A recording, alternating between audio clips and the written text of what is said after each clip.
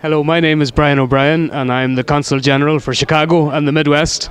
I'm Ireland's 22nd Consul General to this region, and it's a great honour to be here.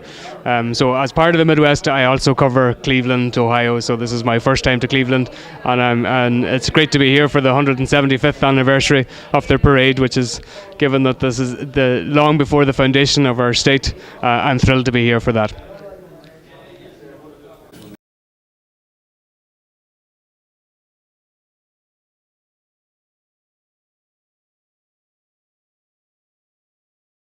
For the Irish Army, and it really went down very well, and we're looking now at the legacy of 1916 into the future, and also we're part of in the throes of the decade of commemorations, which is, I suppose, the very important period from 1914 to when we gained our independence.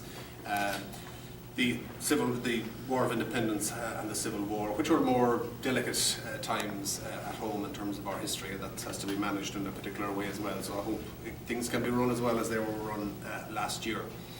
Obviously, I'm here to represent the government, and I felt it was important to come to Cleveland, and I suppose the 175th anniversary of the parade was a good opportunity to come here. Like the States, I suppose we've had it much worse, but we've had, as you know, particularly bad recession since about 2008.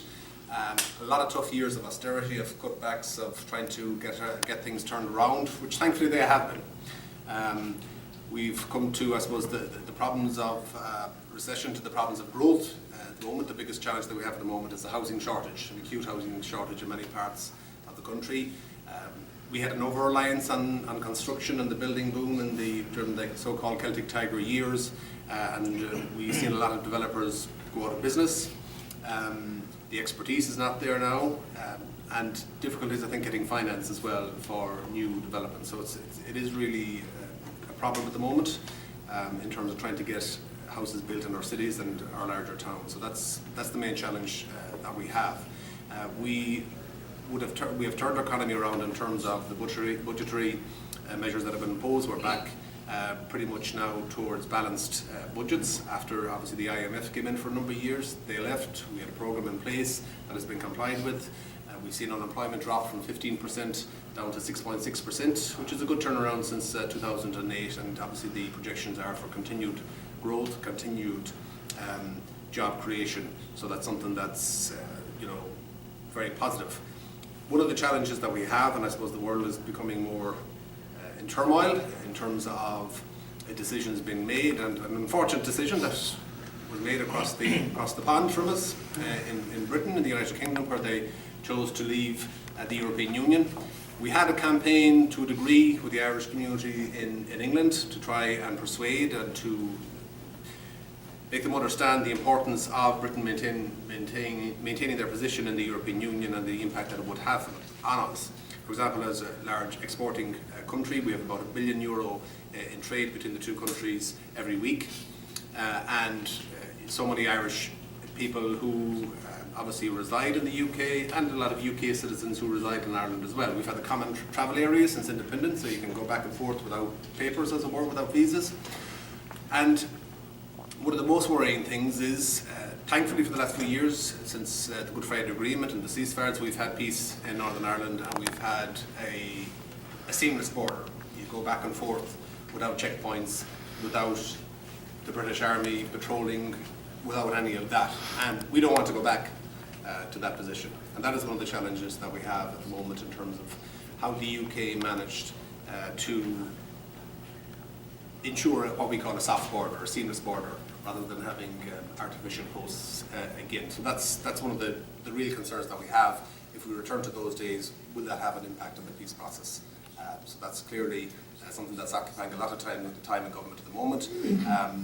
The UK has finally triggered what they call Article 50, so triggered the process of leaving the UK. That's going to take a period of time, and the Irish government will have continued engagement with all other 27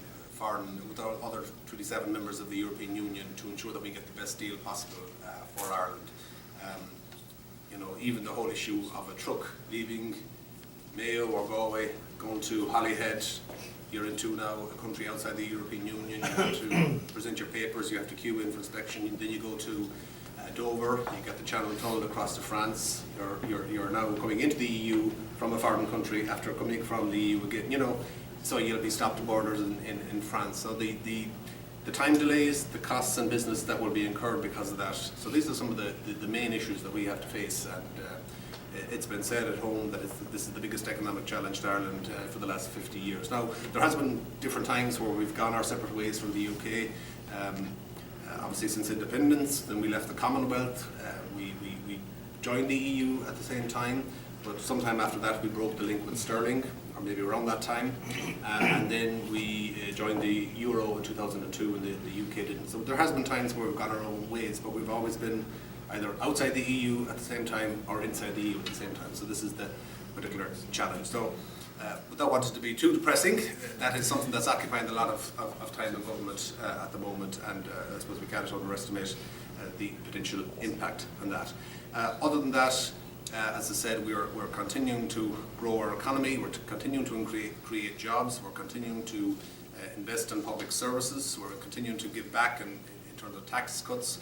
We've maintained our 12.5% corporation tax rate to ensure that we can get the continued level of American investment and foreign investment, direct investment into our country. Particularly important to my own county in Galway. We have a huge cluster, pharmaceuticals, medtech, etc. We have Apple, who are looking to come to Galway to build a data centre, which is in the planning process at the moment. That would have a huge impetus because it's looking to build in Athenry, which is in the outskirts of Galway, which is a great location because it's on the intersection of one motorway and the second one from Shannon to Tuam being built at the moment. That will be open later on this year. So it's an excellent location, excellent potential, and obviously having a name like Apple associated with a particular area could be a huge driver for other companies to come to the area. So there are a lot of positives as well, clearly, but you know the world is, I suppose, becoming a certain amount more unstable. We've seen elections in the Netherlands, we've seen elections coming up in France and Germany as well.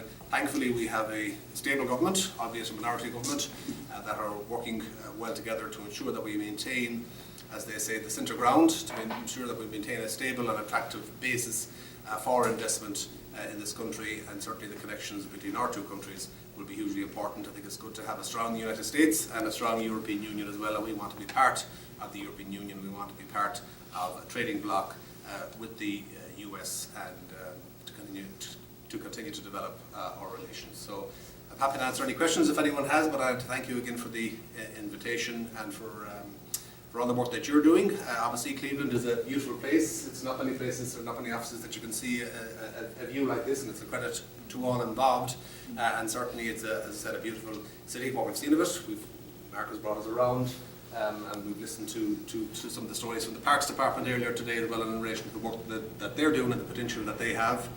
I was saying earlier we have a lot of problems at the moment at home in terms of charging for water, and you know, when you look out at a lake out there, I said if you were starting off now charging for water, they'd say, well sure, there's a lake out there, why would we be charging for water? And we get a certain amount of rain at home, and people say, well sure, there's rain so much, why are you charging us for water? But anyway, we won't dwell on that. So I think Cleveland has a lot of opportunities ahead of itself, and it's I know you've had a boost in the last number of years in certain the convention centre and the conferences that you've had that has rebranded the city, if you like. So I think from what I can see of it, there's huge potential, and I think one of the issues that's going to rise in the future with global warming and increase in world temperatures is water resources, and I think you have that in spades here in the northern states, if you like, and I think that's something to market and to promote your city with. So again, thank you very much for the invite to address you.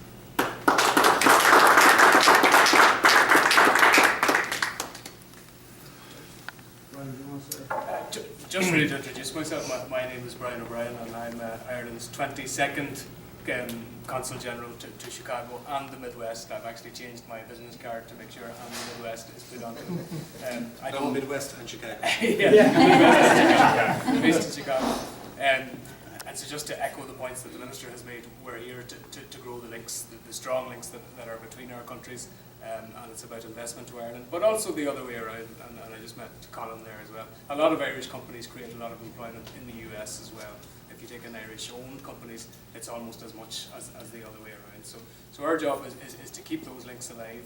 And so I'm your Consul General here in Cleveland as well, so anything that's going on, I'm always willing to hop on a plane and come down, and I look forward to working with you all over the next 4 years. Thank you very much for being along.